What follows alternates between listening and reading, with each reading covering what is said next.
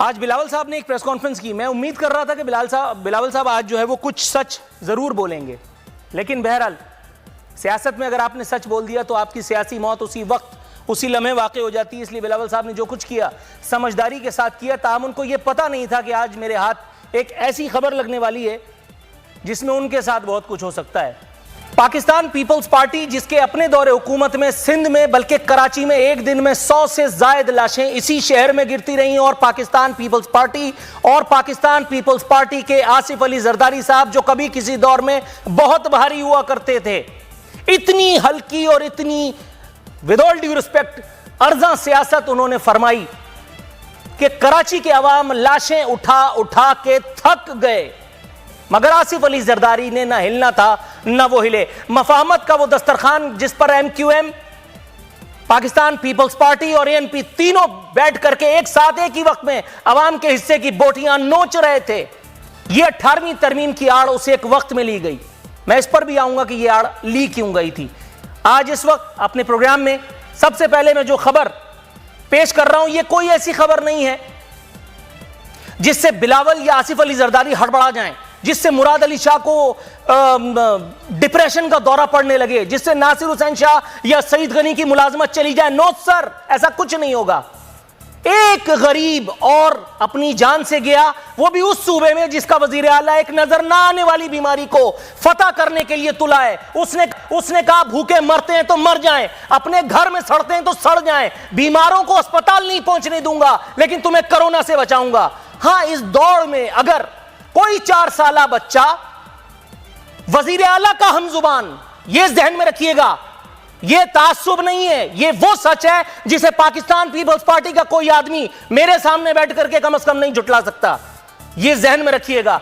वो एक 4 साला बच्चा पाकिस्तान पीपल्स पार्टी के सियासी गढ़ दादू में एक बार फिर सियासी मौत नहीं, एक ऐसी मौत हुई है जिस पर मेरे ख्याल है कम से कम शर्मिंदा जरूर होना चाहिए था। लेकिन जब बात करें पाकिस्तानी सियासतदानों की, तो ये जिस शय का नाम मैंने लिया है, 100 मील दूर बहुत सारी शख्सियत ऐसी हैं, उनके 100 मील दूर से ये शर्म गुजरती नहीं है। विद ऑल ड्यू रिस्पेक्ट, बच्चा दीगर साथियों के साथ पतंग उड़ा रहा था कि कुत्तों के गौल ने हमला कर दिया। यह पहली मौत नहीं है जो सिंध में कुत्ते के कांटे से हुई है। यह पहला बच्चा नहीं है जिसने पाकिस्तान पीपल्स पार्टी की छतरी के नीचे अपनी जान दी है।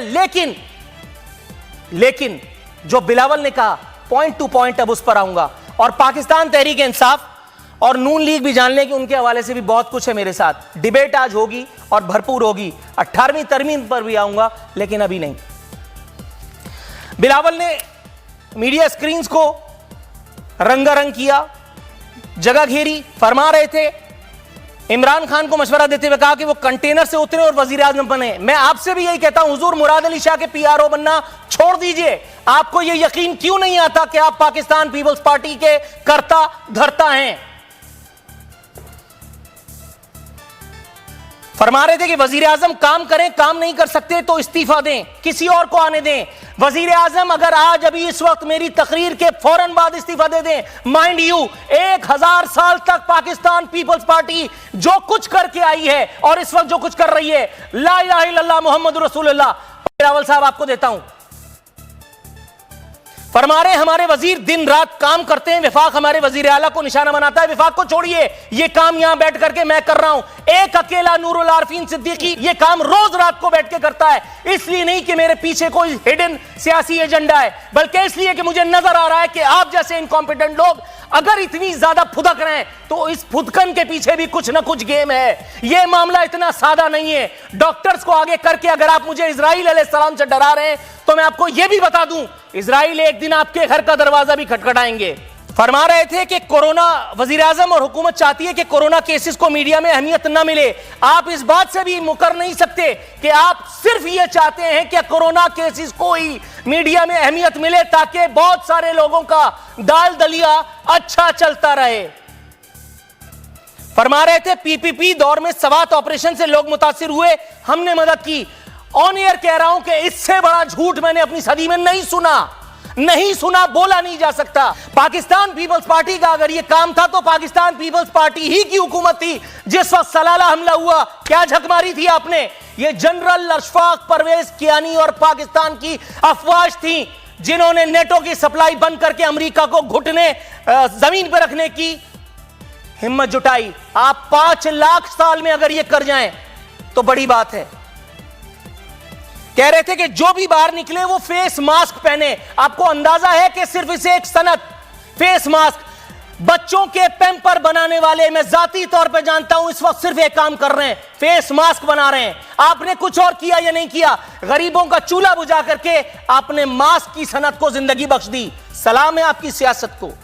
कह रहे थे रमजान में हमें दूसरे लोगों के लिए सोचना चाहिए। जिस मजहब से मैं ताल्लुक रखता हूं, जो नबी करीम सल्लल्लाहु अलैहि वसल्लम की तालीमात हैं और जो मेरे रब ने मुझे हुक्म दिया है, अल्लाह ताला की आखिरी सच्ची इल्हामी किताब कुरान पाक के जरिए, उसमें कहीं मैंने ऐसा नहीं पढ़ा कि सिर्फ रमजान में लोगों का ख्याल करें।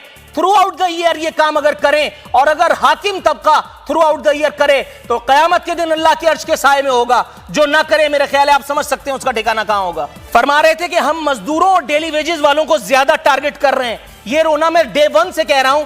अल्लाह का शुक्र है कि आपने कम से कम जुज़वी सच बोलने की जहमत उठाई। कह रहे थे सिंध ने पूरे मुल्क में सबसे ज्यादा अस्पताल बनाए, वो भी कम पड़ेंगे। आपकी कौन सी रिश्तेदारी है इजराइल अलैहिस्सलाम से या अल्लाह मियां? क्या आपका कौन सा कनेक्शन है? कौन सा पीर फकीर आपने पकड़ लिया है अपने पेरोल पे? ये मुल्क कब्रिस्तान बनने वाला है माज़अल्लाह।